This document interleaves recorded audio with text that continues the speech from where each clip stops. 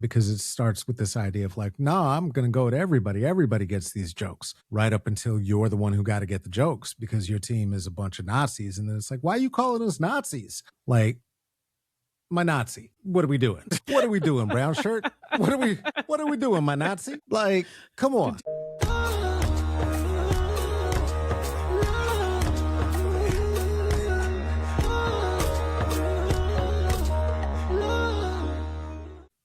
Welcome to Strategy and Solidarity Pod, the podcast, an act of revolutionary defiance and celebration of the things that bring us comfort, solace, and joy as we work to reclaim our humanity together.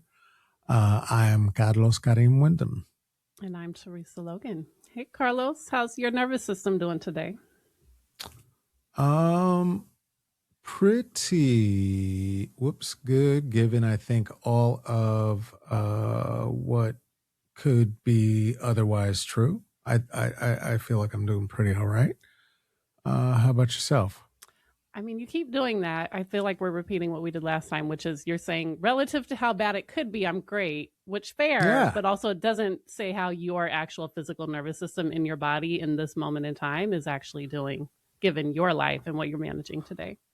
That's right. You're coping by not. Oh, is that what you're checking asking? in with it?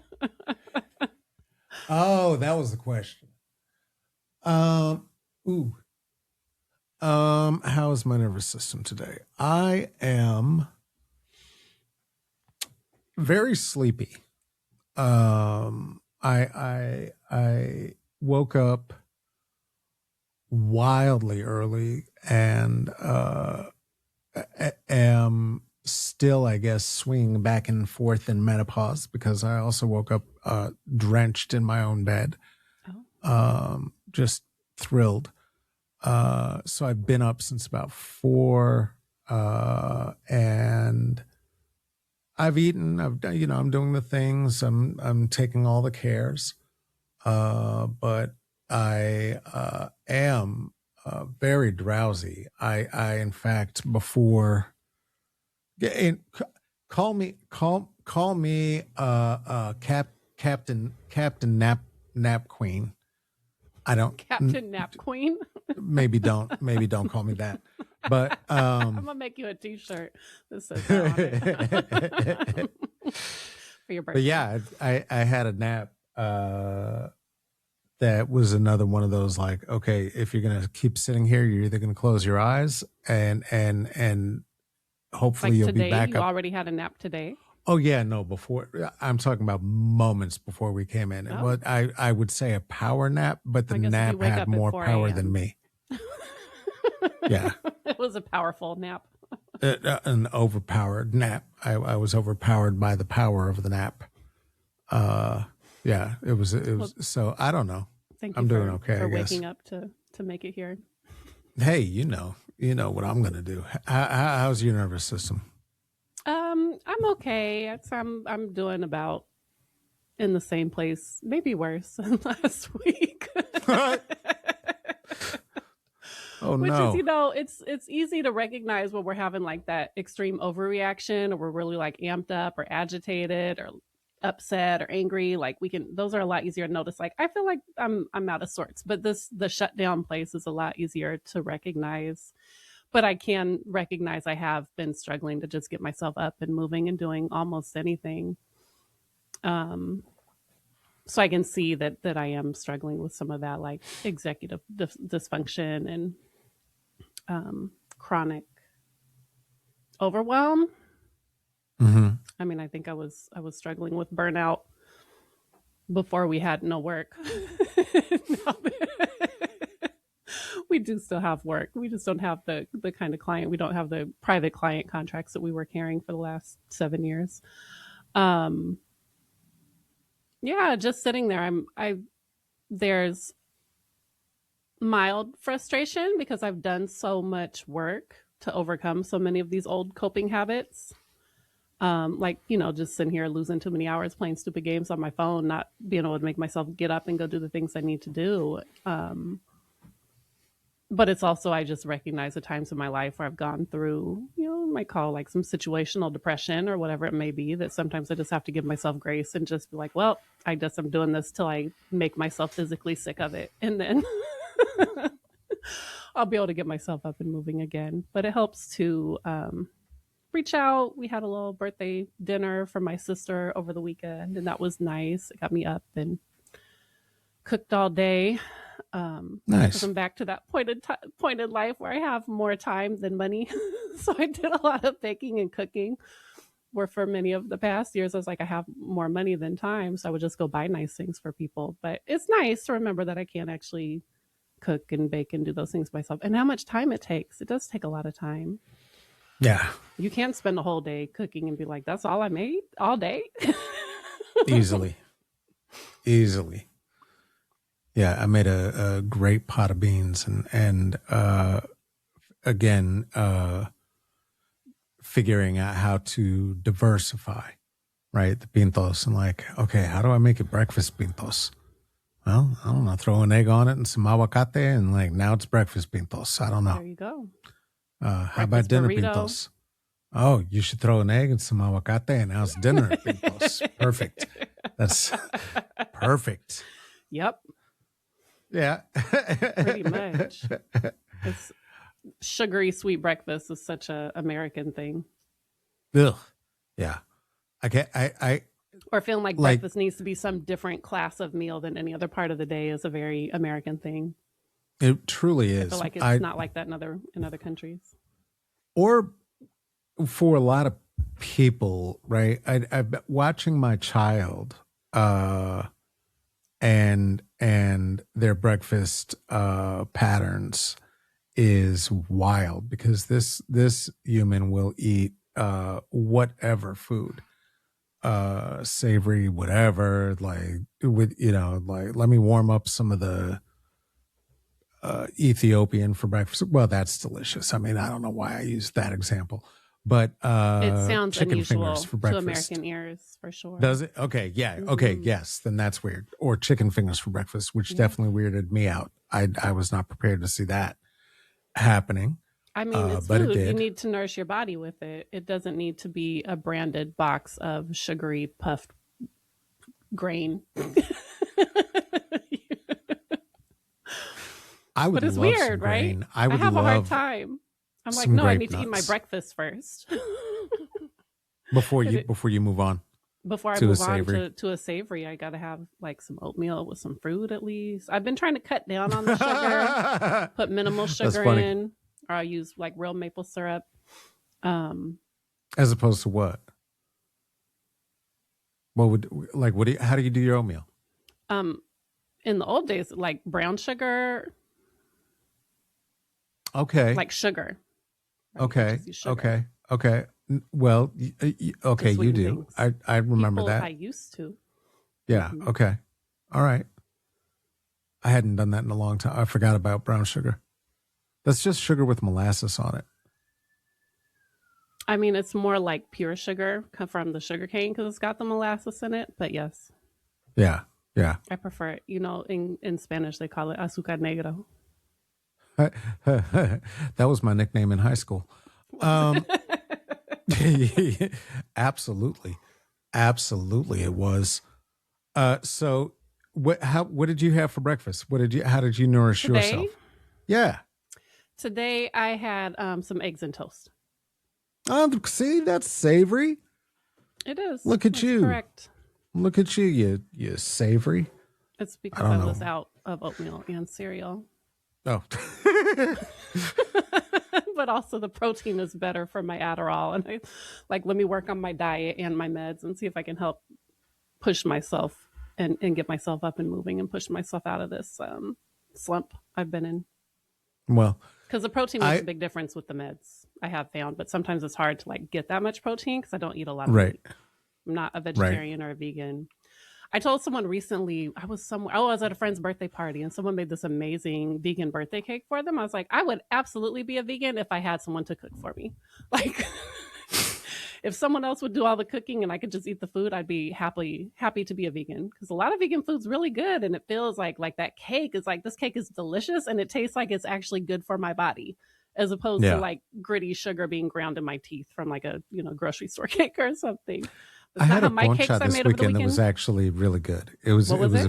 a vegan concha. I was very surprised. I was like, What is that? I got a regular one too. It's like just a pastry, a Mexican pastry, and I got Oh, okay. a regular one and a vegan one. I went out This with pan dulce.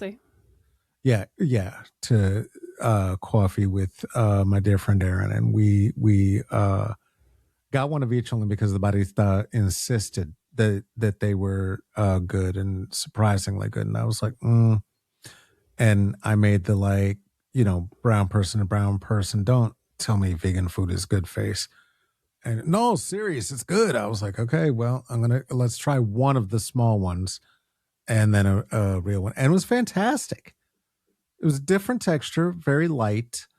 It didn't give you that like that good chewy toothsome feel that you get from wheat, but it was delish. It was delish. Aside from that, you couldn't have told me it was vegan. There you go. If someone else would do all the cooking, I'd happily be vegan, but I can't do it myself. It seems very complicated, and I really do need a lot of protein, which you can get from plants, and it takes a lot more plants to get anywhere near the same amount of protein you can get in an egg worth of meat.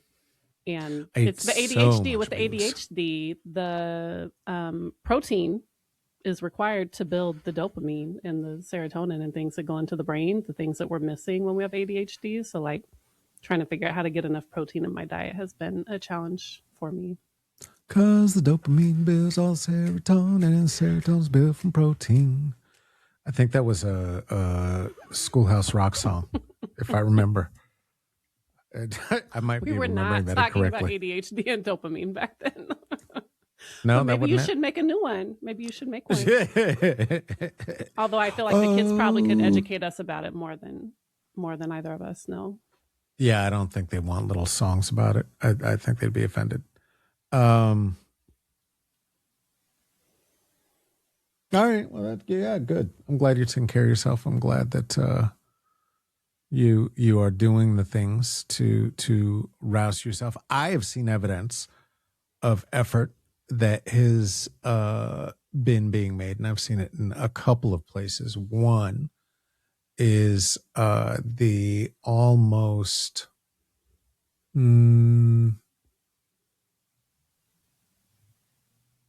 incessant, and I don't mean that derogatorily, level of advertisement happening for our forthcoming event that I've seen on social media, and the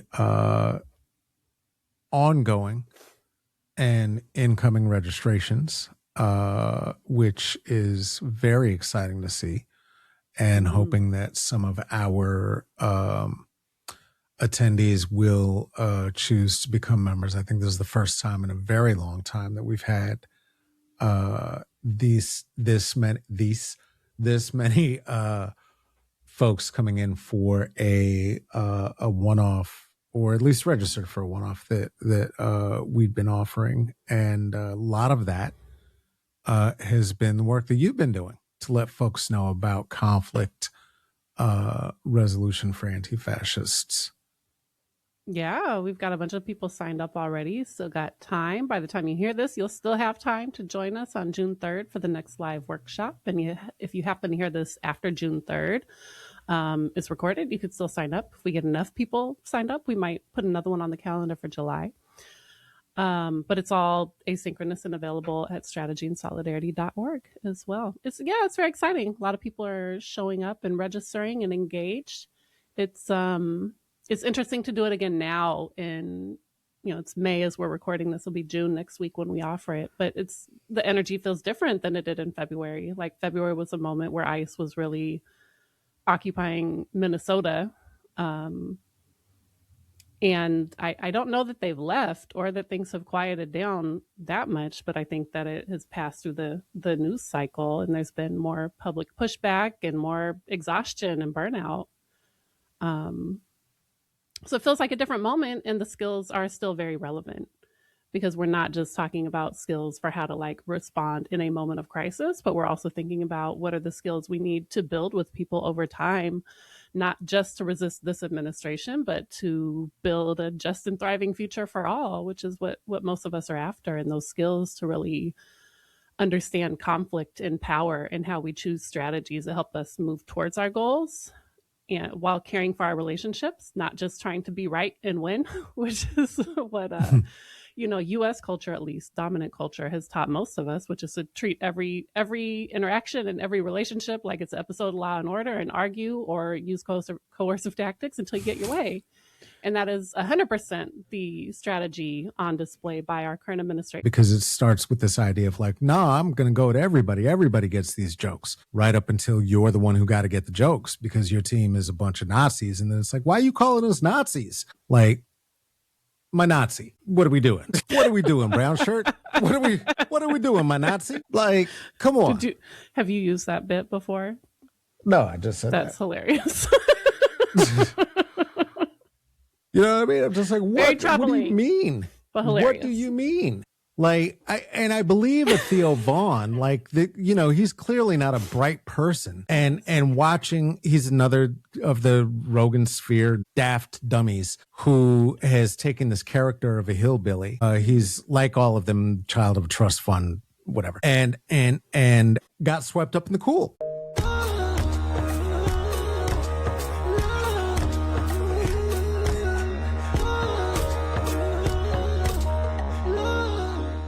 Because it starts with this idea of like, nah, I'm going to go to everybody. Everybody gets these jokes, right up until you're the one who got to get the jokes because your team is a bunch of Nazis. And then it's like, why are you calling us Nazis? Like, my Nazi. What are we doing? What are we doing, brown shirt? What are we doing, my Nazi? Like, come on.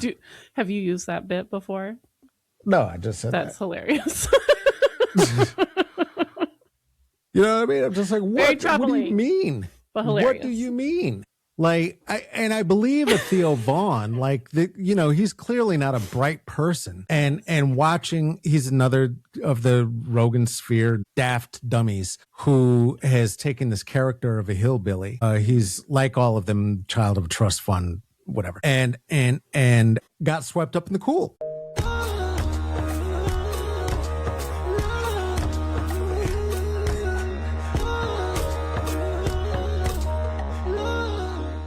Because it starts with this idea of like, nah, I'm going to go to everybody. Everybody gets these jokes, right up until you're the one who got to get the jokes because your team is a bunch of Nazis. And then it's like, why are you calling us Nazis? Like, my Nazi. What are we doing? What are we doing, brown shirt? What are we doing, my Nazi? Like, come on. Have you used that bit before?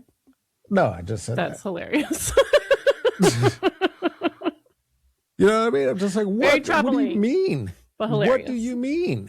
Like, I believe a Theo Vaughn, like, he's clearly not a bright person. And watching, he's another of the Rogan sphere daft dummies who has taken this character of a hillbilly. He's like all of them, child of a trust fund, whatever. And got swept up in the cool.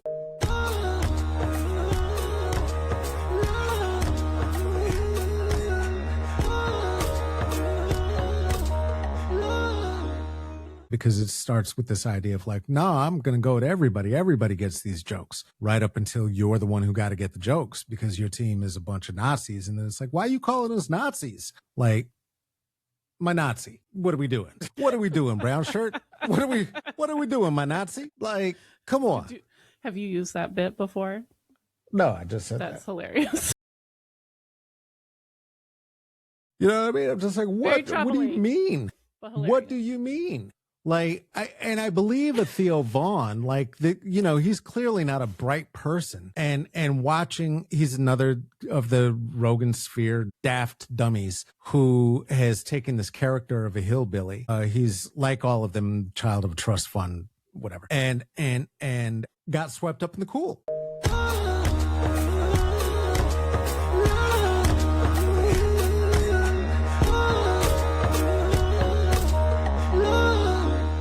because it starts with this idea of like, no, I'm going to go to everybody. Everybody gets these jokes, right up until you're the one who got to get the jokes because your team is a bunch of Nazis. And then it's like, why are you calling us Nazis? Like, my Nazi. What are we doing? What are we doing, brown shirt? What are we doing, my Nazi? Like, come on.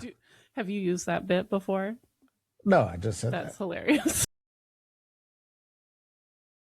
You know what I mean? I'm just like, what do you mean? What do you mean? Like, I believe a Theo Vaughn, like he's clearly not a bright person, and watching, he's another of the Rogan sphere daft dummies who has taken this character of a hillbilly. He's like all of them, child of a trust fund, whatever, and got swept up in the cool.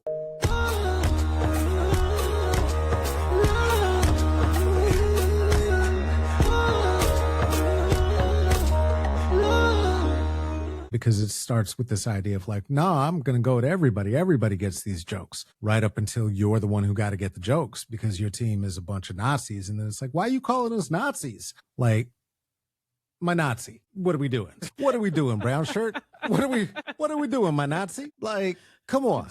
Have you used that bit before? No, I just said That's hilarious. You know what I mean? I'm just like, what do you mean? What do you mean? Like, I believe a Theo Vaughn, like he's clearly not a bright person, and watching, he's another of the Rogan sphere daft dummies who has taken this character of a hillbilly. He's like all of them, child of a trust fund, whatever, and got swept up in the cool.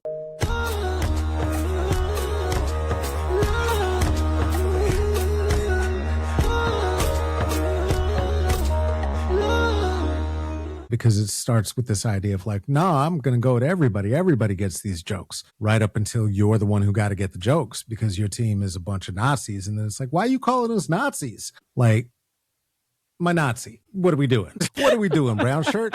What are we doing, my Nazi? Like, come on. Have you used that bit before? No, I just said That's hilarious.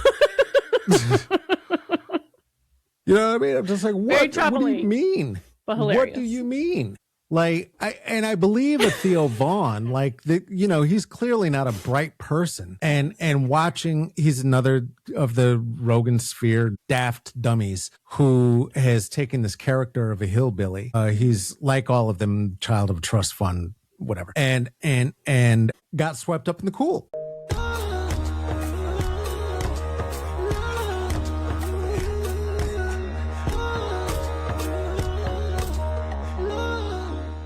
Because it starts with this idea of like, no, I'm going to go to everybody. Everybody gets these jokes, right up until you're the one who got to get the jokes because your team is a bunch of Nazis. And then it's like, why are you calling us Nazis? Like, my Nazi. What are we doing? What are we doing, brown shirt? What are we doing, my Nazi? Like, come on. Have you used that bit before? No, I just said That's hilarious. You know what I mean? I'm just like, what do you mean? What do you mean? Like, I believe a Theo Vaughn, like he's clearly not a bright person, and watching, he's another of the Rogan sphere daft dummies who has taken this character of a hillbilly. He's like all of them, child of a trust fund, whatever, and got swept up in the cool.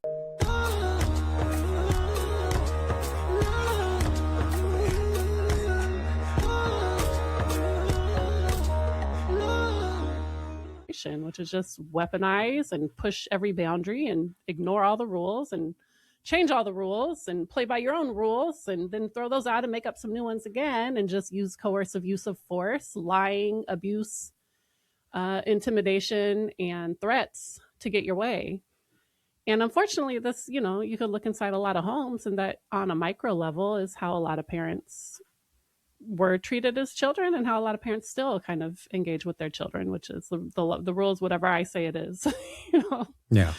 And using coercive tactics, intimidation, and that kind of thing to try to get our way with our kids. And then you end up in workplaces where you have bosses who do the same thing. So it is a set of skills and tools that we're offering in this moment to help us move through dealing with this oppressive regime here in this country and in other countries as well. And it's also a set of skills that will serve us far into the future to really think about how we manage conflict in ways that are restorative and healing and help us move productively towards our goals of building together, not just Hmm. of getting our way or pointing out and critiquing harm without doing anything to repair, to Yeah. restore, to have a relationship to salvage on the other side.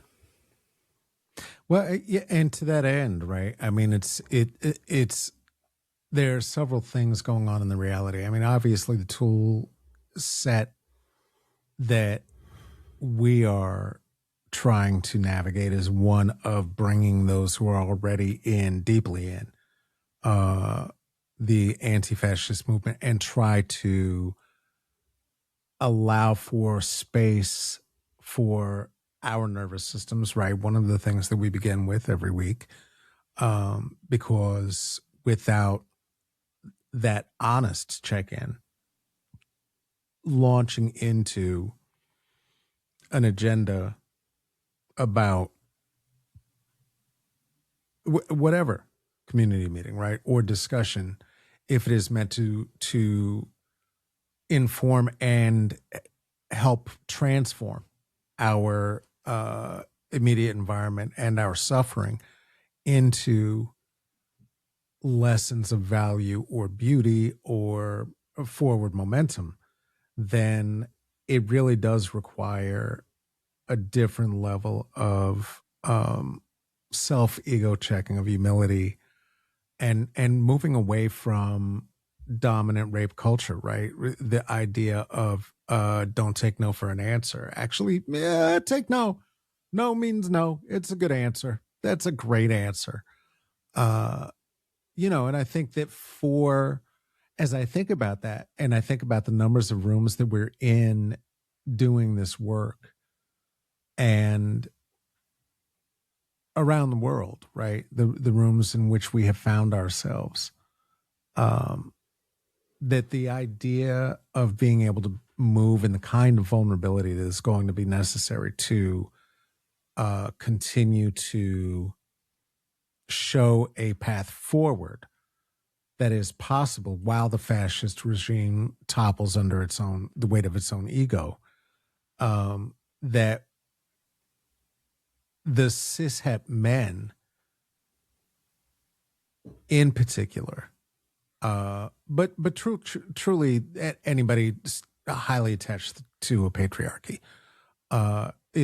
they are really in for a big challenge. I think that that's going to be the thing of like learning to listen, right, meaningfully, right, not just listening to try to make your next point, but learning to listen, and learning to lead cooperatively, um, which at times means being led. And I think it's going to be very challenging in the reparative future for those who would like to leave behind the cult and what have you, for multiples of reasons that you named, right? One of which is that patriarchy, wherein they refer to him as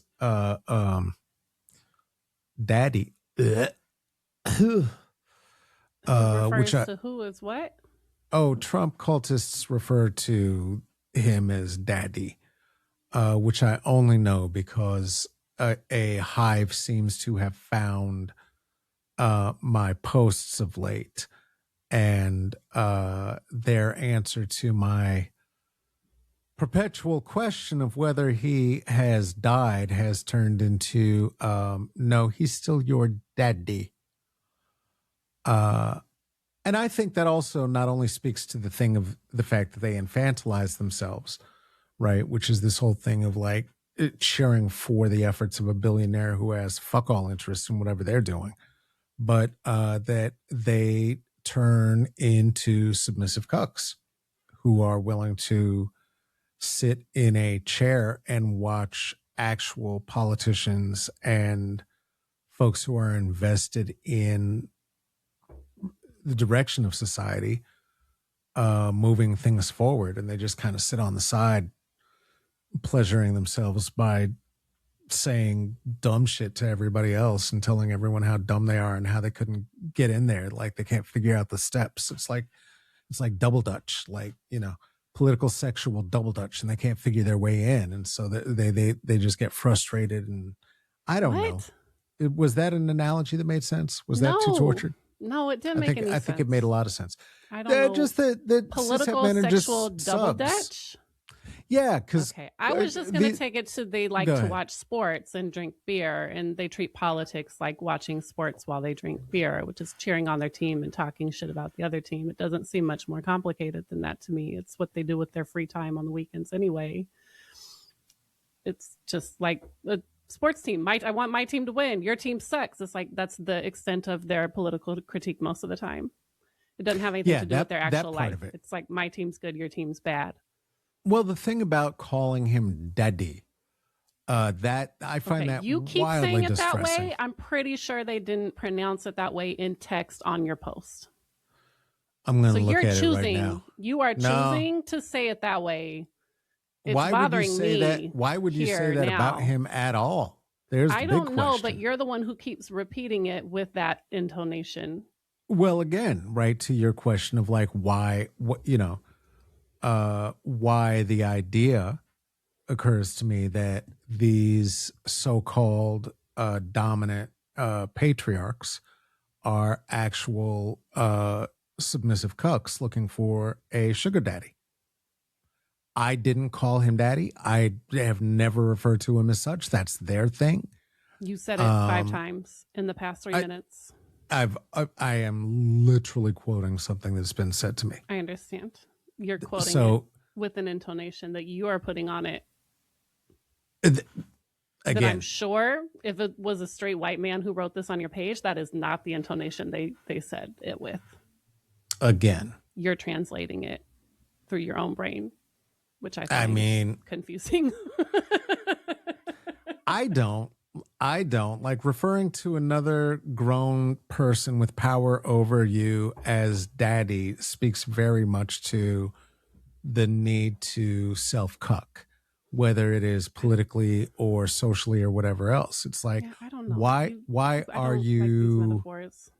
I'm not familiar with this part of the world, so they don't really work for me, and they make me very uncomfortable. But sure, continue on if you need to.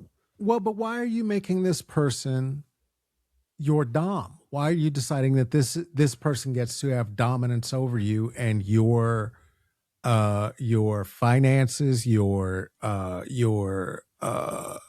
fashion sense? For the same reason that they try to be a big man around their family and whoever and take up all the space and don't listen and want everyone to do what they want, and then they go on Grindr or whatever when they're away for the weekend. Like, repressed shadow and inability to self-reflect and place themselves within a thing, and then projecting onto the person who all their desires of what they wish they actually could be because they feel like a fraud in their real life.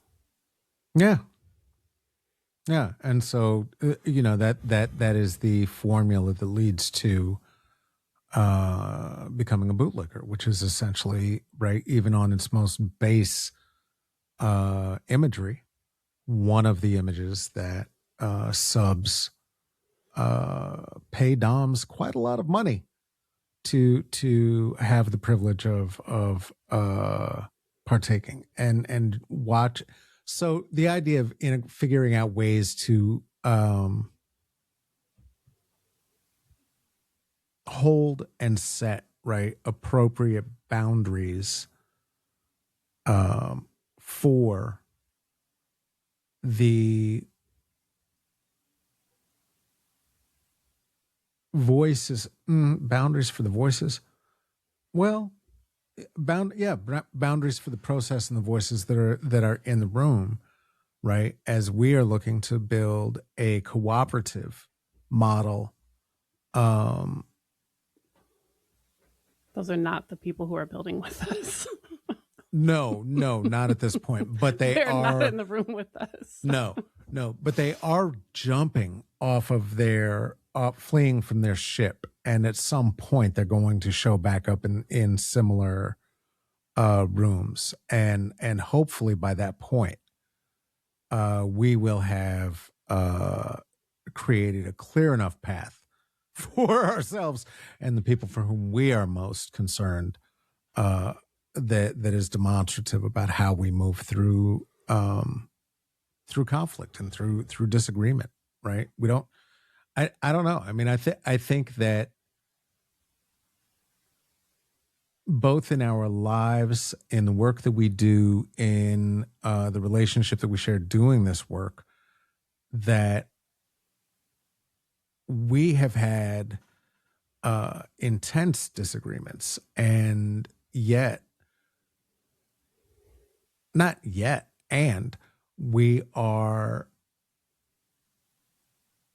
very deeply invested in the collaborative effort to create spaces of communal knowledge and knowledge building and true wealth of spirit and connectivity. And I think that is the piece that is going to be challenging for us and for those who are actively in opposition of those ideas, because many of us were raised by, around, near these cishet men, still have affections for them one way or the next, right? And trying to figure out how to, if not individuate enough physically, be able to do it politically, such that we don't find ourselves back in a place where an equal rights amendment has no hope in these United States once we're on the healing path again. You know, that's the... I'll be curious. I mean, again, no boys seem to have registered for our thing at all, so it's probably a moot point. Okay. Well, so I hopefully, do also set when we run social media ads, I definitely set them women only to avoid the shows. Well, you know, that's a good way to be safe. But all of that said, yeah, I think that not necessarily this round, but I do think that is one of the questions. What is the question? I don't know. Well, just what are we going to do if we must do anything? And again, this is one of those Harry Potter, you got a magic wand questions, except no transphobia. So what would you do? Questions around, okay, so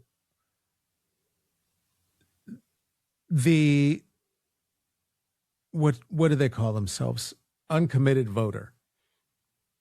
The ones who were able to somehow swing a vote from 2 for Obama to 3 for Trump. Mm-hmm. Or 1 for Biden and 2 for Trump, or whatever they did. Because I don't know who they are and I don't know how they think. What would you with your Hermione wand do? What would you cast on them? I'm curious. I wouldn't cast anything on them. My whole point in conflict resolution for anti-fascists is those people are irrelevant. Ignore them, focus on the people who are already on your side and build with them. If we have our whole side together and our team is moving together, we don't need them. There's more of us than them. They're actually fairly irrelevant. That whole playing to the center and trying to win over these idiots who haven't invested enough time or energy to care, to notice the difference between wildly different, world views and strategies for moving forward, they're irrelevant to what we're trying to do. But even beyond that, I wouldn't do anything because I'm trying to pull myself out of this idea that anyone can make anyone do anything.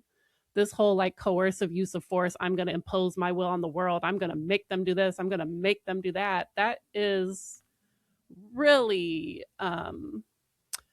toxic energy for the soul. it's just really toxic energy. It's where all the violence and horrific things that happen in the world comes from, of someone deciding they're right, they're ordained by God, they have the one right answer, they're the hero, or that person is. So, anything they do, the end justifies the means.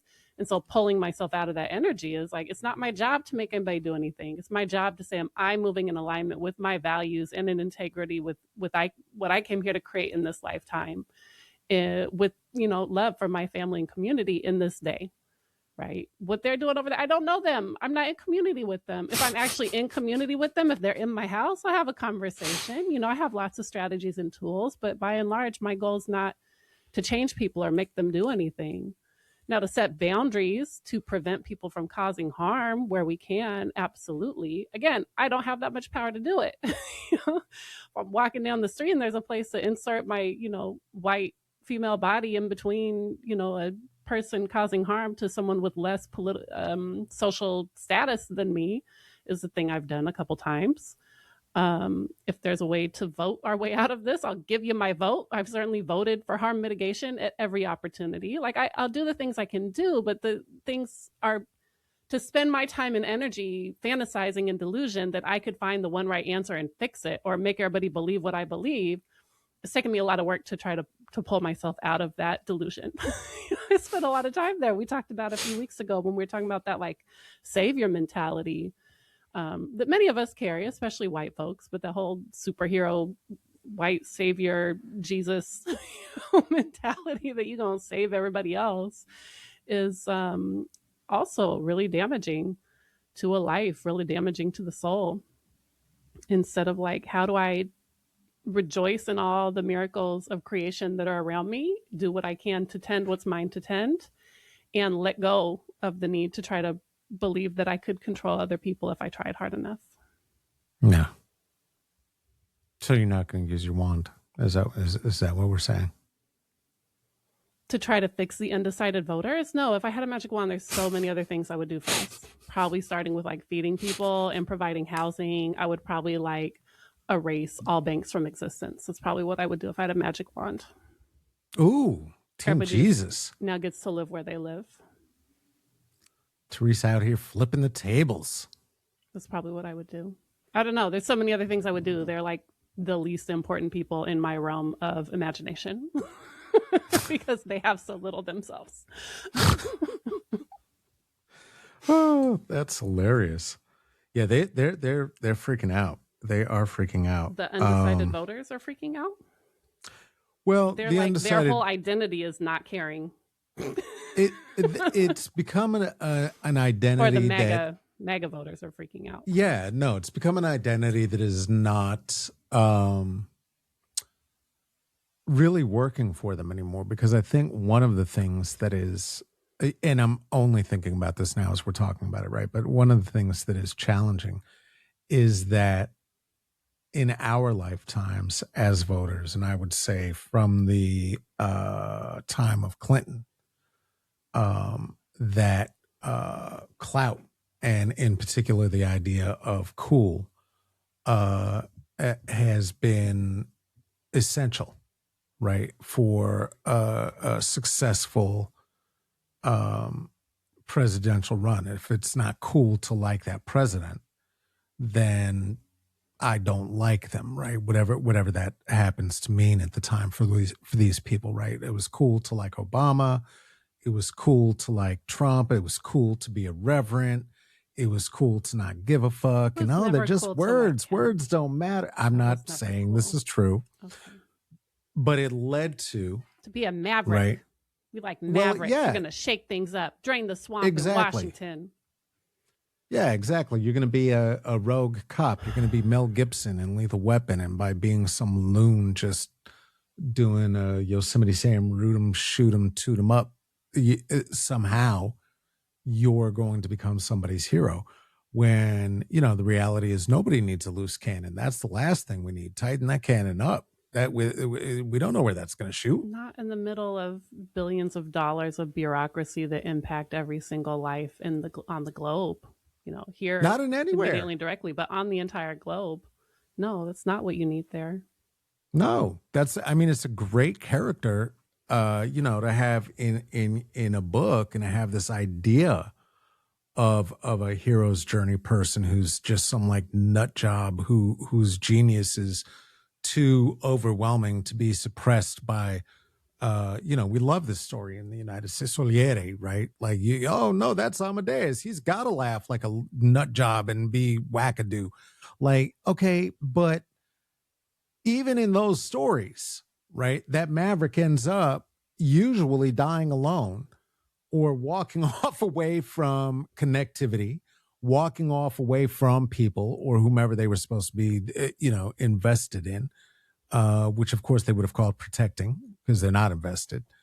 And it leads to this thing of a lack of human empathy, right? I think that is born from that connectivity that leads to things like the Kevin Hart roast, right? And the idea that Tony Hinchcliffe and these Austin comics are going to somehow continue to be given the platform at this point. I mean, we know who these people are, right? We know who this asshole is. People are. Oh, you know who Tony Hinchcliffe is. You do. I do not. You don't know that you do, but you do because he's he's the one who called. He is the one who called Puerto Rico a floating pile of garbage at the Trump rally. That's him. He first got famous for referring to an Asian in a derogatory word. Why would I remember the name at of a stage and introduction? And because it's good to know who your enemies are so you can avoid them. And now he has somehow become the roast guy because the roasts are no longer like friends who know each other, like getting drunk and fucking with each other about like secrets that we don't know, but they think it's hilarious if they leak. Now, with Kevin Hart, it was about how vile, how racist can I get? Oh no. This happened recently? That was about it.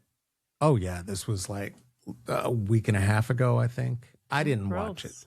I did not watch it. Roast Kevin Hart. Amazingly, not only white supremacist white man roast Kevin Hart. Not only did that happen, but the racist white supremacist who was roasting him, his writers were 4 white guys. What? Because their audience is also white guys. Did Kevin Hart know what he was getting himself into in this situation? Oh, of course. Kevin Hart's a coon. He's down for all of this. He loves it. He you could put this on a plate and he would eat this all goddamn day. This is the same man who said that if his child were born queer, that he would beat him over the head with a dollhouse. This is the same man who refused to apologize for his homophobic jokes, and that's why he ended up not hosting the Oscars when he was invited. This is the same Kevin Hart who did Soul Plane.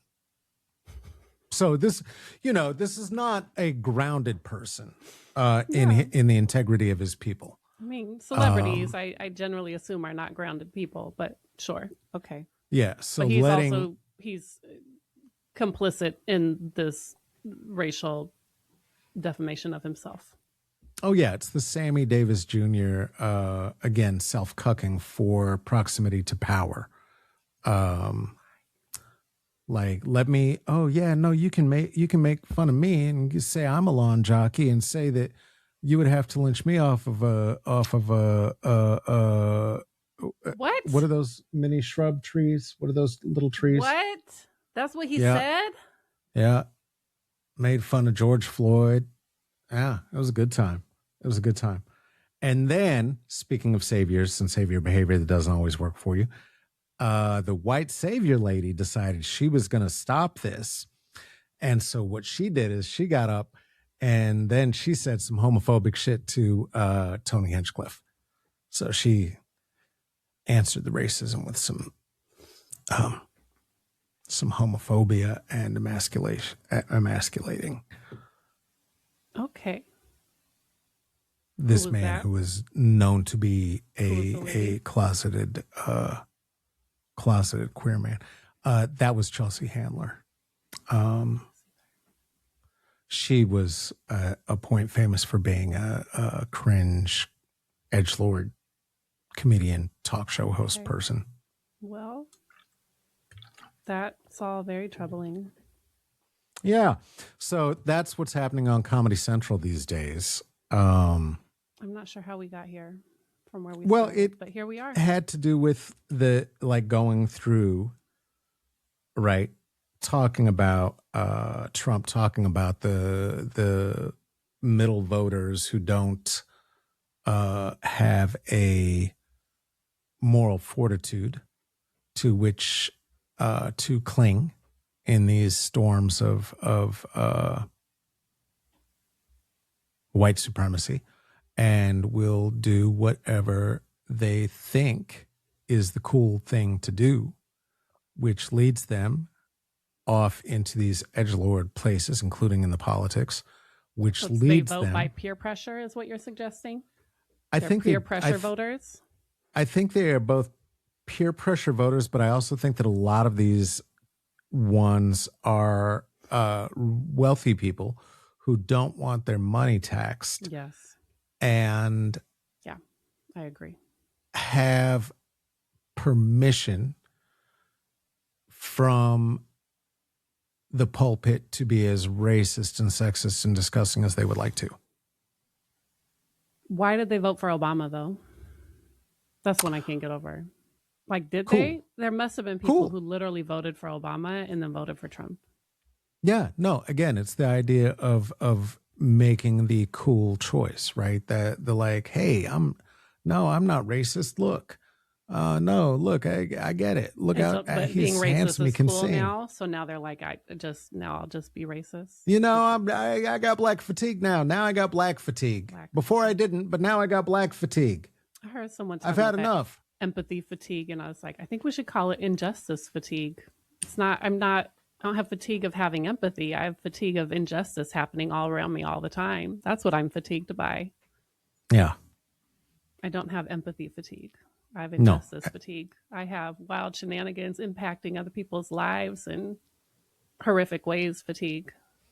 I don't have empathy fatigue. I don't struggle with empathy.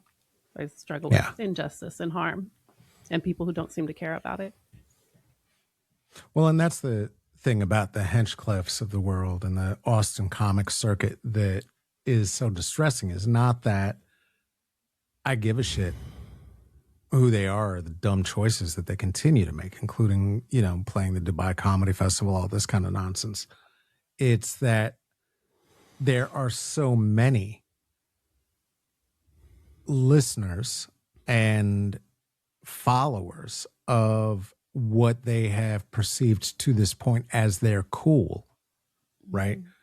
And the fact that that cool is falling into shambles as the lack of integrity is showing itself, right? Because it starts with this idea of like, no, I'm going to go at everybody. Everybody gets these jokes, right up until you're the one who got to get the jokes because your team is a bunch of Nazis. And then it's like, why are you calling us Nazis?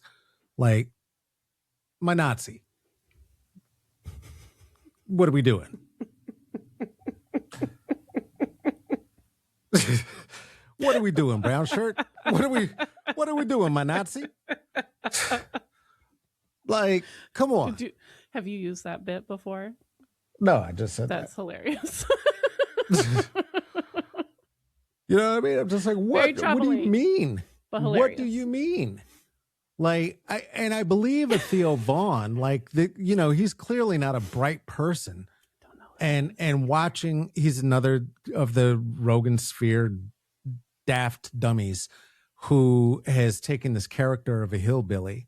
He's like all of them, child of a trust fund, whatever, and got swept up in the cool. Yeah, man, we just got to be able to say whatever you want to. You know what I mean? I mean, it's not very good that you can't just say it's all right to just say it's not good. Like, you're a good guy, man. You really rock. And like, that's kind of the total level of analysis going into the conversations where they had been, and again, Hinchcliffe, one of them, right? The one that I had first mentioned, all of them born of Rogan, in terms of their international, at this point, platforms. And of course the one who looks most like a Nazi, Andrew Schultz, who's got a very upsetting name for somebody who wears a Nazi haircut and mustache. But even their numbers in terms of their fans and retention and whatever is dissipating, because what was cool and edgy and whatever for, right, the 15-year-olds or whatever who were listening to it 5, 6, 7, 8 years ago, those people are now in their mid-20s into their early 30s and listening to this shit going, what in God's name are you talking about, my guy?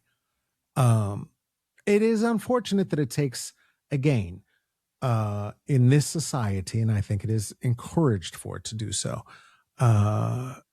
cishet men to develop so much time. It's so slow. They mostly don't. And they mostly don't. They mostly don't. I'm just hoping that they will. Just because I don't want to be in a war, because they're going to have better weapons. So that's my hot take. Very smart or capable on their own for the most part, though. They need a lot of people to help take care of them. They don't really know what to do, how to live their lives on their own.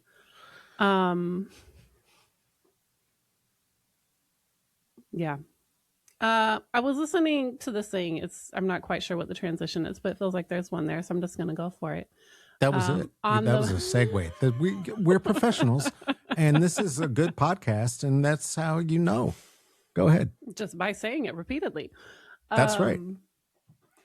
On the Media did a really fascinating, well done piece called American Emergency. It was like 4 episodes looking at the history of FEMA and the Trump administration's efforts to dismantle FEMA, and then some of the backlash they have actually run into even with their own party and their efforts to do so. But what an exceptionally poor time to do that.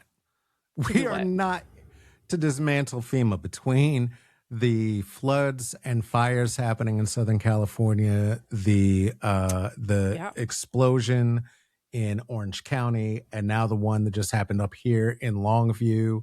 And these are like at giant mills, and they're having to evacuate whole communities. And I guess we just dumped a bunch of gas into the ocean again. So yeah, FEMA would be good to have. Yeah, I think some of the dismantling has been stemmed by Kristi Noem's departure, but I think a lot of damage was probably already done. But it was really fascinating because I looked at the whole history of FEMA and how it started as like civil defense during the Cold War in like the 50s and 60s after World War II, of like building bunkers and doing those alarms, alarm systems that towns and cities used to have. Yeah, got to say the Pledge of Allegiance. Yeah. The little songs and videos to tell kids to hide under their desk if a bomb drops, because that's going to save you. So they started out doing a lot of keeps your skin from melting off. Doomsday nuclear civil defense stuff that seems wild in hindsight, but is a lot of what they were really planning for at that time. And then there was, especially in the Reagan era, a lot of weird military stuff happening. They had all this like black budget and they were like hiding all these things under FEMA. And so there really were some questions about what FEMA was doing. And they had like a general in charge of it who was like suggesting that they, in the case of a true civil emergency, whether it was nuclear or if it was like civil unrest in the US, about like suspending the Constitution and giving FEMA control to do all these things. And that was the birth of a lot of these conspiracy theories about like FEMA camps and stuff. Wait. I'm sorry. What are the conspiracy theories? That FEMA was going to set up like detention centers and concentration camps for political opponents. And at one point they were talking about like rounding up all the liberals when Reagan was in charge and putting them in these FEMA camps that were like concentration camps. Fuck out of here. So That sounds so stupid. Okay. yes, but All there right. were actual conversations and these things sort of happening, never to that level. And the people who worked there were like, it was dumb. They didn't actually have the capacity to do these things that they were dreaming about, but they were having these conversations because delusion of whiteness and thinking you can control everyone, right? And then at the end of the Cold War, when the Soviet Union fell in '92, when Clinton got elected, for the first time ever, he put someone in charge of FEMA who actually had emergency preparedness experience. Hey. It was one of the only times in the entire history of FEMA they had someone with actual professional lived experience with emergency management running the emergency management administration for the country. Imagine that. Because it's always these political appointees who just do what the fuck ever. And this dude was like his emergency manager in Arkansas when he was governor of Arkansas. He was the son of a farmer who never went to college, but he knew how to just do things that made sense. Like, we're going to divide everyone up into 3 teams and everyone knows what day you're on call in case something happens. And it was like the golden era of FEMA where they actually showed up and responded to things productively and well. You can never respond perfectly to an emergency because it's a crisis situation. You know, we have these unrealistic expectations of what we think people should be able to do in the middle of a crisis when you're responding to a crisis. And so, no, it's never going to be perfect, but they responded rather well in those years, like in the Clinton years. And then what did the next Republican in office do? Shove all of FEMA under the Department of Homeland Security after 9/11 and put in some political appointee who didn't know what he was doing, who did a bunch of reorganizing and lost a whole bunch of institutional knowledge as people left and retired or were fired. And then Katrina happened. Complete disaster. Doing a good job, Brownie. Complete Brownie. disaster. Doing a good job, Brownie. Listening to what that the hell was that episode- guy's real name? What was that guy's real name? Brownie, he called him. his last name was Brown, I think. I don't remember. It's on that episode. Whatever. If you go listen to it. I don't ever remember anyone's name. So anyway, I'm sure you could Google directive FEMA during Hurricane Katrina. Horrible. That listening to the episode, it just made me like break down sobbing because I forgot how bad it was. Like I knew how bad it was, but I had forgotten how long it's been and just like how bad it was. Yeah. And then they talked about in the Obama years, like all the things they did to like try to rebuild FEMA after Katrina to prepare for other situations so that they wouldn't end up in that kind of disaster again without being prepared. And they did. And then they mounted, again, never perfect, not perfect response to Hurricane Helene in North Carolina, but pretty robust and organized and immediate. And all the white people there just freaked out because all these right-wing people started spreading all these conspiracy theories about FEMA camps and shit that other Republicans had done decades ago. And then we're telling people not to go get their aid and what FEMA's doing wrong and all this. They had talking about militia people were out there hunting for FEMA workers. And it was just wild. And so to look at like the complete failure in New Orleans, it just left all these black folks without any support or hope or rescue. And then all these white people getting the white glove treatment and then just losing their shit for no reason. And that there is the delusion of whiteness. It has nothing to do with what's actually meeting your needs and just the delusion of like being the perpetual victim and just afraid of your own shadows at every single turn, just shadow boxing the world because of your own unprocessed delusions and traumas and whatever. Yeah. Well, I mean, every accusation definitely is an admission for a group of folks who,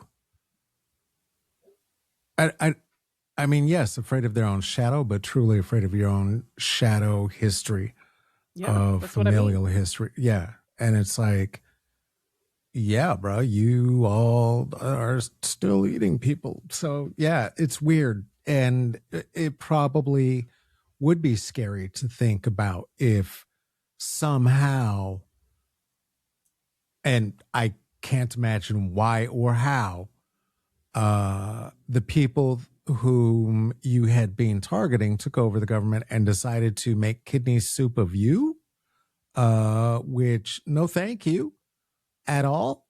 That's not our thing. That's not our thing. That's your thing. That's not our thing. Are you, did someone really make kidney soup? Are you being facetious here? I don't know what's happening. Oh, the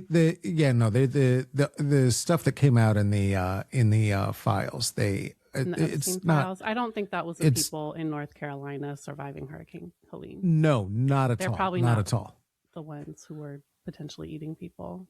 No, not at all, and not what I was suggesting, but Okay. suggesting the idea that they fear that the government would be doing this in effort of setting up FEMA camps to educate whites out of whiteness and eat their bones and whatever the fuck else they thought Obama was going to do. Yeah, they did have some camps, but it was mostly just staging areas where they were storing all the supplies that they were handing out to people. And they had some places with cots and things for people who did not have a home to go to sleep. Like they were Shoving all that health care down but your it was throat. right before the election, right? It was like 2 months before the election or something, or a month before the election. And then they just completely grabbed onto this thing, all these right-wing conspiracies, and then used it to talk about the Biden administration and FEMA's a disaster and blah, blah, blah, blah, blah, even though it was one of the most organized and robust responses mounted by FEMA.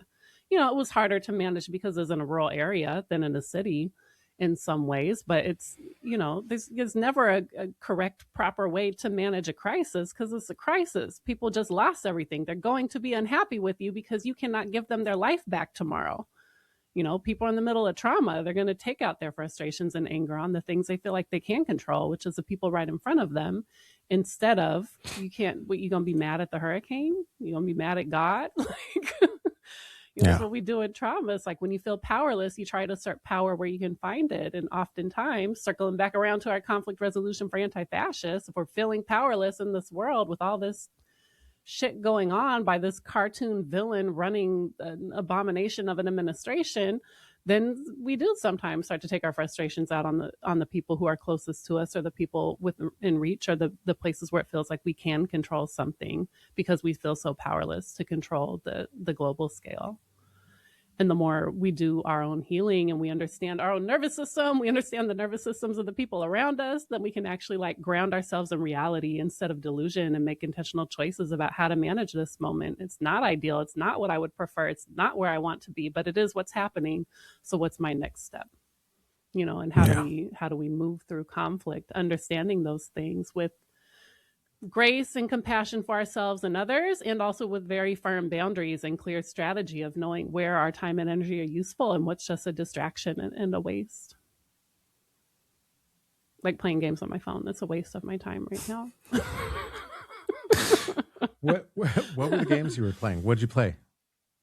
I've just kind of regressed. I was playing chess, and then that actually is not super addictive to me because it really makes you think, and so it doesn't give me the dopamine hits are not as quick, and so I can kind of play my little chess app, or my ex-husband and I have been playing chess on the phone. I keep beating him, which makes me happy, and I'm surprised he continues to engage after losing so many times in a row. And now my younger daughter is playing chess with both of us too, so it's becoming a family thing. It's cute. So that one is actually okay, but I don't think it was giving me enough dopamine hits. So I've been regressing. So first I regressed back to like Sudoku. So I was doing a lot of Sudokus again. And then I just started regressing further, and I got back to like some of the like Tetris block puzzle games or whatever on the phone. I was like, this is really bad. I've regressed like a decade or something. Just whatever's going to give me the most dopamine the fastest. Maybe I need to up my meds. Or maybe I just need to eat more protein. Well, that's what we do. We regress to what we know, right? Like I've been choosing to, for my disassociation, watch drunk white women go to jail. It's just been fantastic. Just watching them get arrested and try and talk their way out of it. I know the script exactly to a T. I don't know. Do you all get trained? Is there a book that comes with it? Like, what the fuck? No, I'm fine. I'm just following my friends. No, it's just, it's okay. I don't really have, okay, so I'll tell you this truth. I don't have a license. Why do I have to get out of the car? Don't touch me. No, daddy. And then it turns belligerent toward whoever is arresting them. Yeah. And then they're getting out going, thank you, officer. I really appreciate it. Just like, what? How is that How do you Yeah. all know? Those are all How the do you scripts all of white know? womanhood. What is this? I mean, it's not a script. I always think it's more like an algorithm because we talk about scripts a lot, and some of them are, right? Like, because there are times where, like, you'll hear your parents' voice coming out of your mouth, or you hear yourself repeating things that aren't necessarily a unique thought, but they're like things you've heard other people say. So there are like scripts that we learn, but there's also a way it's more like an algorithm or something. Because I remember we have a friend who's got these little earrings that look like little hair combs. And she said every time I'm like, oh, those are cute. She's like, thank you. Usually when white people see them, they ask me if I brush my hair with them. I was like, weird. And it's like, that's so weird because that's not a script. You've never heard someone ask that question before, but the way that repeatedly white people would say the same thing, like, oh, can you actually brush your hair with those? And I was like, why? How would they all uniquely arrive or individually arrive at that same thing? It's not a script. They've not heard someone say those words before. So it's some kind of algorithm that's like, I want to connect with this person. I'm acknowledging there's something unique here that I haven't seen before.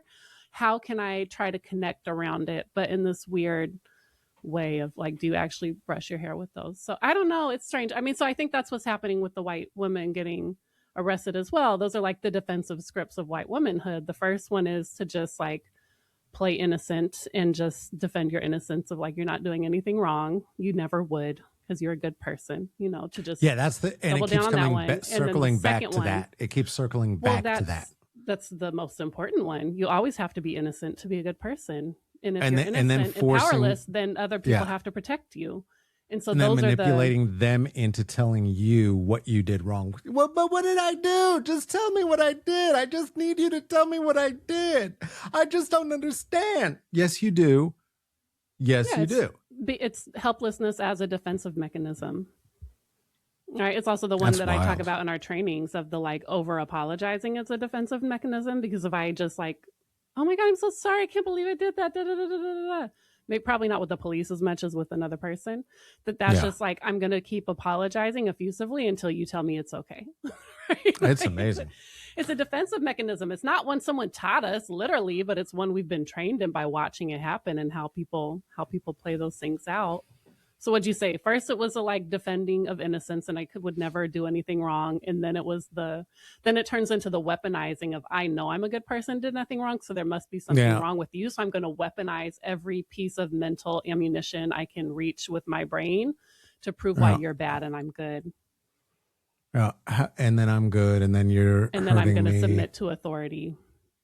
Well, and appear kind and reasonable, depending on how drunk. Depending on how drunk. Reasonable. Yeah. Mm-hmm. Depending on how drunk. Usually by the time they find themselves in a nationally distributed video, it's pretty far gone. Yeah. It's pretty far gone. And the thing is, when I enjoy it when it is wealthy people who are, or folks who are trapped in the auspices of wealth, who are trapped in the ideas of their identity, somehow going to get them out of it. Unfortunately, the algorithm doesn't know that that's what I want. And so sometimes it will slip into white people in a trailer park, at which point I have to turn off the television and start all over because it's no good at all. I don't need to see people suffering like that. That's not fun. That's not fun. Not the poverty-induced, And ACAB always, but man, it's a fun show. It might be my favorite show right now. It's better than Friends. White women get arrested on YouTube. I don't know what it's. There's no show. I have no idea. I just look it up. Hey, come to our conflict resolution though. That's going to be better. It helps meet your need for feeling like you could have some power over people who have caused you harm in the past. No. Just funny to watch people who think they're in power getting fucked over by the system that they think they can push around. Mm-hmm. Like, no, I can tell you what's going to happen next. You need to put your hands back down and you go, oh, nope, now it's cuffs. Like, just, nothing good. It's not good. The boundaries be held around their belief that there are no boundaries for them. Yeah. And, 5 to 8 times out of 10, the state military arm will try to look, I'd prefer to get you home because I don't want to deal with this. And 8 times out of 10, if they do that, no, this white lady is not going to let that happen. She's going to go to jail. She like taking a win is not enough. And knowing that the win is not being correct, but just not going to jail. That's the win. Just walk away. Just get the Uber. No, you must defend your rightness to the death. Yeah, you need to go get the Uber and go home. Defend your rightness to the death. Yeah, some wild shit. Being wrong is almost worse than death. It's really not, but that is part of the thing for sure. Yeah, I'm not sure why, but it is. Well, I mean, it's definitely not inherited from white men's and how they run power. Well, it's part of the codependency in between those two archetypes or whatever they are, right? It's like the stoic man goes out and handles the business and comes home and then follows the order of the woman who has the power in the home domain, but she must submit to him in terms of anything outside of the house. I don't know. It's some weird thing about where power is. Like you aren't really supposed to exercise power in service of yourself as a white woman, but you do need to be right all the time. You must be right all the time at all costs. You must make everyone else submit to your rightness, or else you'll lose your power within your domain or something. I'm not sure. I guess that's how Virginia Fox finds herself arguing with a 10-year-old.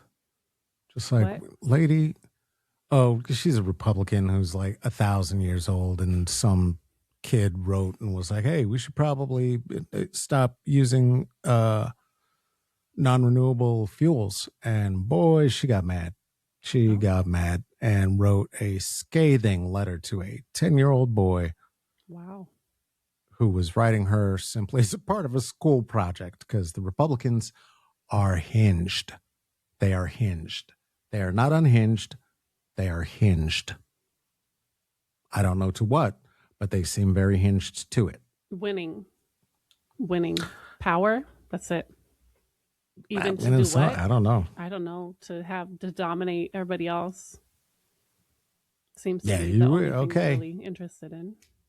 Seems fun. They're really nice. Seems fun. All right. What's one thing you're looking forward to? And then we'll get out of here.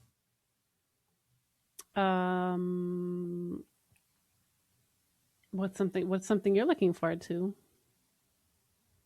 Going back outside and seeing all my plants that are blooming. I see the apples are growing on my apple tree, and they were little tiny baby apples, and now they're like this big. They're so cute. It's little baby plums, little baby grapes. I think there's something else. I can't remember what else is out there. They're very cute. They make me very happy when I walk around and see them. Oh. You say baby plums and baby grapes, and I imagine them in little diapers. I am excited that our dear friend Crystal will be back beginning June 3rd. Tuesday tune-in. I'm very hope excited. You will. Yeah, I'm going live. Hope you'll join us live for that. Crystal is a light and a beacon, and hope that you'll come back and join us for that. As we have said multiples of times today, please do come and join us at Conflict Resolution for Anti-Fascists. There's still time to register if you're hearing this before June 3rd. If you hear it after, join us asynchronously. Go over to Strategy and Solidarity.org and be part of the movement. Join the community. Be in it. Yeah. Speaking of that community, shout out to the community at strategyandSolidarity.org for making this here podcast possible. We do appreciate you. And if you are a member, as ever, you will get this early and not have to deal with your podcast stores. Join us there. It's a great time. It's a great place. Hey, Theresa, where do people find you? Mostly in my house. Like I haven't even been going on social media lately. I deleted all the apps off my phone. I'm sure I'll be back Uh, sometime soon, but I have not been there recently. I've been just trying to like maybe if I put them back, it'll get me off the games for a while. Then I'll look at that instead. Just switch things up. Novelty is good for ADHD. TMC Logan when I'm there. I got lots of old things you can look at. And you can find our strategy and solidarity pages on Facebook, Instagram, Threads. I'm there at TMC Logan when I'm there, but sometimes I am, sometimes I'm not. Depends on the month. all the places. Shout out And to you? Amani. Oh yeah, you can find me, Carlos Kareem Windham. Just look up those three names, and you're gonna find me through any Google search that you Where are you or most Yahoo active search. on the social I media? A Yahoo search? What are you talking about? No one's used a Yahoo said, search in 25 years. I thought I said Google. Maybe I said Yahoo. I don't know. Where am I mostly? I'm not really. I'm on Instagram for like 40 seconds in the morning sometimes, and I check in on the stats on our social media posts. So I'll see you there. If you write to us at any of the social media posts, I'll see you. We'll find This each was an other. amazing invitation to connect because you should come join us at strategyandSolidarity.org. That's where we spend most of our time. That's where we're actually should do building that. community and having conversations and not just doom scrolling. Shout out to Amani Will for the interstitial use of Love of the Earth, the music at the beginning and the end. You can find that wherever you find the music that you stream. And I think that's it. I don't know. All right. Take good care of yourselves out there.